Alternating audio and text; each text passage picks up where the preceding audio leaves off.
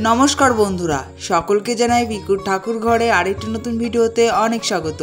बंधुरा चलছে श्रावण मास। এই শ্রাবণ মাস বাবার অত্যন্ত একটি প্রিয় মাস, তাই আজ আমি তোমাদের সাথে শেয়ার করব শ্রাবণ মাসে তৃতীয় সোমবারের পূজা পদ্ধতি এবং এই শ্রাবণ মাসে তৃতীয় সোমবার তোমরা বাবাকে কোন শস্য অর্পণ করবে সেই সংক্রান্তই আজকের ভিডিওটি। শ্রাবণ মাসের সোমবারগুলিতে অপরিসীম বলে মনে করা হয়। সবটুকু ভক্তি এবং বিশ্বাস সহকারে কিছু সামান্য নিয়ম মেনে শ্রাবণ মাসের সোমবারে যদি বাবাকে পুজো করা হয় তাহলে বাবা অত্যন্ত সন্তুষ্ট হন এবং বাবার আশীর্বাদ আমাদের সকলের ইচ্ছে এবং মনস্কামনা পূর্ণ হয়। বন্ধুরা, আশা করি তোমাদের আজকের এই ভিডিওটি ভালো লাগবে। তাহলে চলো বন্ধুরা, পুজোর মূল পর্বে যাওয়ার আগে চলুন জেনে নেওয়া যাক এবছর অর্থাৎ 2024 সালে শ্রাবণ মাসের তৃতীয় সোমবারের সময়সূচি। তৃতীয় সোমবার পড়েছে বাংলার 20শে শ্রাবণ 1431, ইংরাজির 5ই আগস্ট 2024। তাহলে চলো বন্ধুরা, পুজোর মূল পর্বে যাওয়া যাক। পুজো শুরু করার আগে প্রথমে নিজেকে আচমান করে নিতে হয়, তাই বাঁ হাতে কিছুটি গঙ্গার জল নিয়ে নমো বিষ্ণু নমো বিষ্ণু নমো বিষ্ণু বলে আবারও হাতে কিছুটি গঙ্গার জল নিয়ে এরপর বিষ্ণু স্মরণ করে নেব। তাই হাত জোর করে বলবো নমো অপবিত্র পবিত্র বা সর্বাবস্থাং গত বিবাহ যশ্বরে পুণ্ডরীকাক্ষং সবাহ্য অভ্যন্তর সূচি নমসূচি নমসূচি নমসূচি এই বলে প্রথমে নিজেকে আচমান করে নেব। এরপর পুজোর সমস্ত উপকরণ দেখো একটি থালায় আমি সুন্দর করে সাজিয়ে নিয়েছি। এরপর সমস্ত পুজোর উপকরণ আমি শুদ্ধকরণ করে নেব, তাই চন্দন এবং গঙ্গাজলের দ্বারা শুদ্ধকরণ করে নেব। তাই এখানে দেখো আমি শ্বেত চন্দন বেটে নিয়েছি। এরপর প্রথমে আমি গঙ্গাজলের দ্বারা প্রথমে শুদ্ধকরণ করে নেব পুজোর সমস্ত উপকরণ। তারপর একটি পুষ্পর মাধ্যমে আমি শ্বেত চন্দন দিয়ে আমি সমস্ত পুজোর উপকরণ দিয়ে শুদ্ধকরণ করে নেব। বন্ধুরা, তোমরা এখানে শ্বেত চন্দনের বদলেও তোমরা অষ্টগন্ধা চন্দন বা কেশর চন্দন এখানে ব্যবহার করতে পারো। এরপর বাবাকে সিংহাসন থেকে নামিয়ে একটি আসনে স্থাপন করব, তাই সেই আসনটি প্রস্তুত করে নেব। তো একটি জলচকের উপর সাদা রঙের আসন পেতে নিয়েছি। সেই আসনে আমি গঙ্গা জলের দ্বারা শুদ্ধকরণ করে নিয়েছি এবং কিছুটি পুষ্প দিয়ে আমি সেই আসনটিকে পুষ্পর দ্বারা সাজিয়ে তুলব। বাবা যেহেতু সাদা রং অত্যন্ত প্রিয়, তাই এখানে সাদা ফুলের দ্বারাই আমি বাবার আসনটিকে সুন্দর করে সাজিয়ে দিলাম। এরপর দেখো বাবাকে আসনে স্থাপন করে নিয়েছি এবং তার পাশাপাশি নাগরাজ, নন্দী মহারাজ এবং ধাতব ত্রিশূলকে আমি আসনে স্থাপন করে দিয়েছি।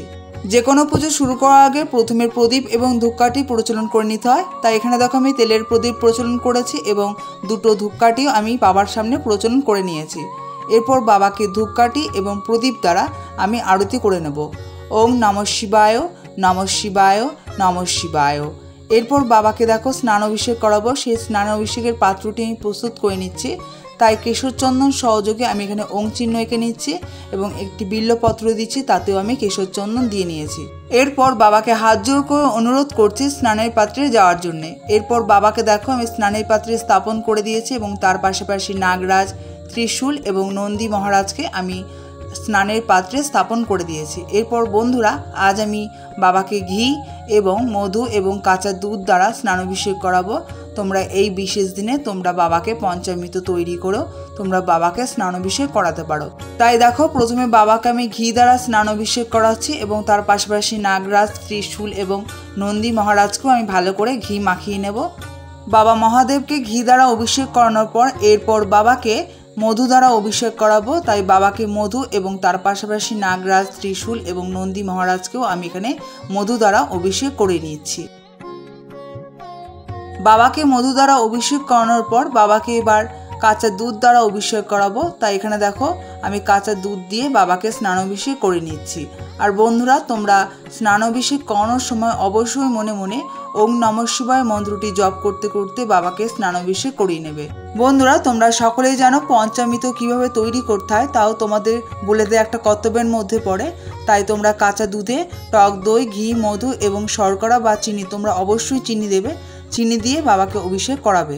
বাবাকে কাঁচা দুধ দ্বারা অভিষেক করানোর পর বাবাকে গঙ্গা জলের দ্বারা স্নানাভিষেক করাতে হয়। তাই সেই স্নানাভিষেকের জলটি আমি প্রস্তুত করে নিচ্ছি। তাই একটি পাত্রে দেখো গঙ্গা জল দিয়েছি এবং সুগন্ধি দ্রব্য হিসেবে গোলাপ জল, অগরু আর এখানে কেশর চন্দন দিয়েছি, তোমরা শ্বেত চন্দন দিতে পারো এবং কিছুটি ফুলের পাপড়ি দিয়ে আমি সেই জলটি প্রস্তুত করে নেব।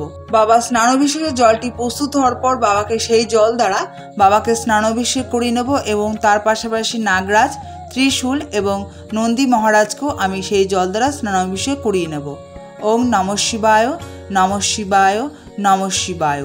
বাবাকে স্নানাভিষেক করানোর পর বাবাকে স্নানের পাত্র থেকে তুলে বাবাকে ভালো করে পরিষ্কার করে মুছে নেব এবং তার পাশাপাশি নাগরাজ, ত্রিশূল এবং নন্দী বাবাকেও স্নানের পাত্র থেকে তুলে ভালো করে পরিষ্কার করে মুছে নেব এবং যে স্নানাভিষেকের জলটি রয়েছে সেই জলটি আমি একটি পরিষ্কার গাছের নিচে দিয়ে দেব।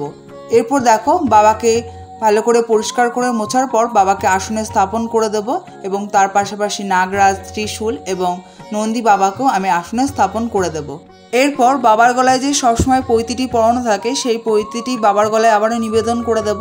এরপর বাবাকে কেশর চন্দনের তিলক পরাবো, তাই বাবাকে দেখো কেশর চন্দনের তিলক পরিয়ে নিয়েছে এবং তার পাশাপাশি নাগরাজ, ত্রিশূল এবং নন্দী বাবাকে আমি এখানে কেশর চন্দনের তিলক পরিয়ে দেবো এবং বাবার পাশে যে সবসময় কলকেটি থাকে সেই কলকেতেও আমি এখানে কেশর চন্দনের তিলক পরিয়ে দেবো। এরপর বাবার প্রিয় আকন্দ ফুল, সেই আকন্দ ফুলের মালা গেঁথে সেই আকন্দ ফুলের মালাটি আমি গঙ্গা জল এবং কেশর চন্দন সহযোগে শুদ্ধকরণ করে বাবার গলায় নিবেদন করে দেব। ওং নমঃ শিবায় ইদং সহচন্দন পুষ্পমাল্যং শিবায় নমঃ, এই মন্ত্রটি উচ্চারণ করে বাবার গলায় মালাটি নিবেদন করে দেব। এরপর বাবাকে বিল্লপত্র নিবেদন করব, যেটা ছাড়া বাবার পুজো অসম্পূর্ণ।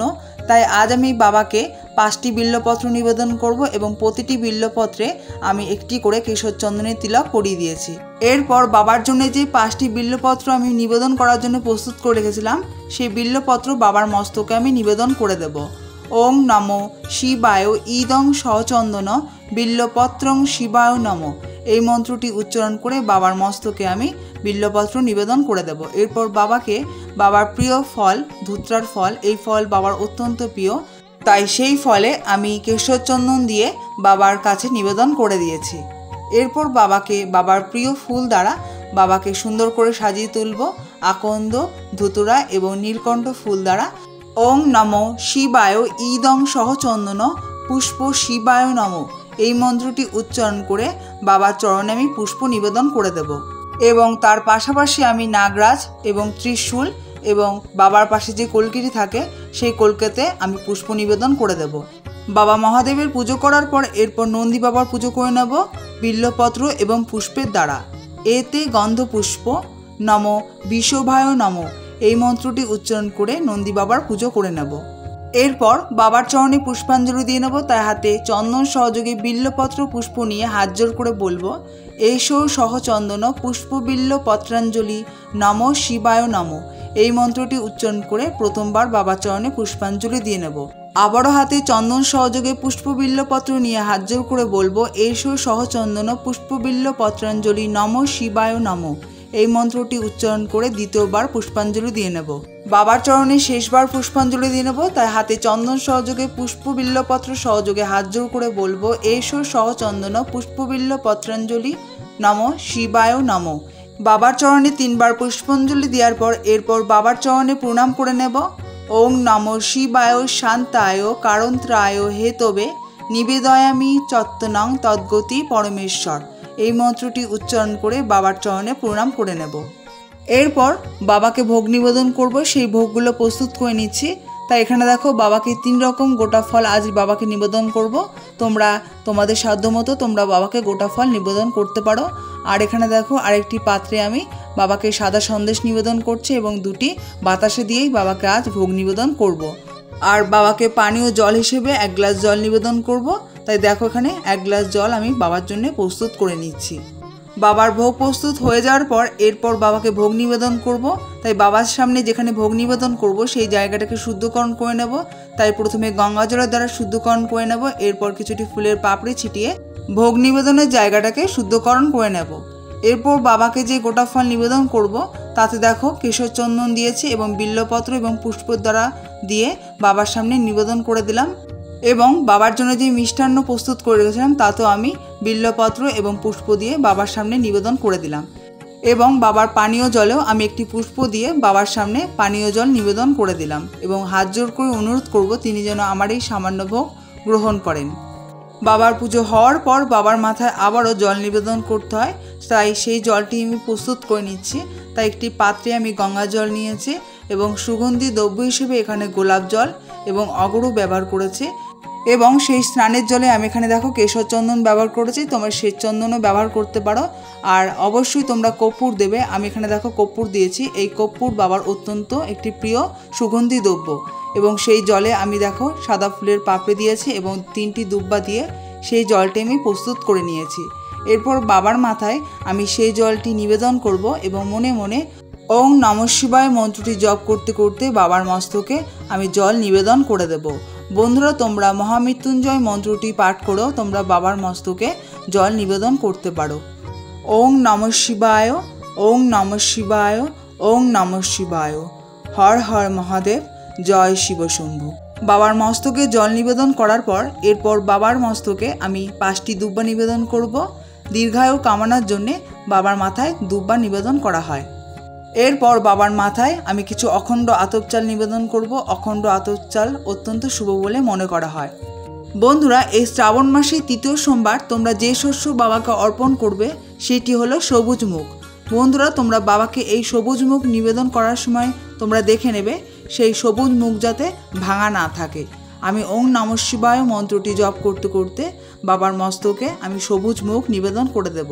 শ্রাবণ মাসে 3য় সোমবার বাবাকে সবুজ মুগ নিবেদন করলে আমাদের সংসারে সুখ শান্তি বৃদ্ধি পায় এবং আমাদের জীবনের সকল বাধা বিপত্তি কেটে যায়। পুজো সব শেষে বাবাকে দক্ষিণা নিবেদন করতে হয়, তাই এখানে 16 আনা বাবাকে নিবেদন করছি। তাতে দেখো কেশর চন্দন দিয়ে বাবাকে নিবেদন করে দিলাম। বন্ধুরা, তোমরাও পুজোর শেষে তোমরা বাবাকে তোমাদের সাধ্য মতো তোমরা বাবাকে দক্ষিণা নিবেদন করবে এবং সেই দক্ষিণা তোমরা পুজোর পরের দিন তোমরা কোনো মন্দিরের প্রণামী বাক্সে নিবেদন করতে পারো বা কোনো গরিব লোক বা গরিব শিশুকেও তোমরা সেই দক্ষিণা দান করে দিতে পারো। এরপর পুজোর শেষে বাবাকে আরতি করে নেব। তাই এখানে দেখো পঞ্চপ্রদীপ দ্বারা বাবাকে প্রথমে আরতি করে নিলাম। এরপর তেলের প্রদীপ দ্বারা বাবাকে আরতি করে নেব এবং ধূপকাঠি দ্বারাও বাবাকে আরতি করে নেব। বন্ধুরা, তোমরা ঘিয়ের প্রদীপ দ্বারাও তোমরা বাবাকে আরতি করতে পারো। এছাড়াও বাবাকে কর্পূর দানি দিয়েও আরতি করতে পারো এবং ধুনো ধরিয়েও বাবার সামনে আরতি করতে পারো। বাবার আরতি সম্পন্ন হওয়ার পর বাবার চরণে প্রণাম করে নেব, তিনি যেন আমার এই সামান্য পুজো গ্রহণ করেন।